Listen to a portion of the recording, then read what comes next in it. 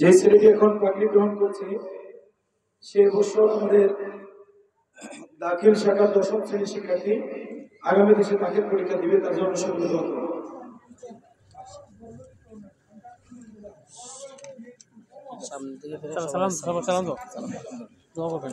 আসসালামু আলাইকুম ওয়া রাহমাতুল্লাহি ওয়া বারাকাতুহু। আপনারা সবাই কেমন আছেন? সবাই আমার জন্য দোয়া করবেন। আসসালামু আলাইকুম ওয়া রাহমাতুল্লাহ। ধন্যবাদ। এ পর্যায়ে পাগড়ি গ্রহণ করার জন্য স্টেজে আসবে মোহাম্মদ শফিউল্লাহ পিতা আব্দুল লতিফ, গ্রাম সবারামপুর।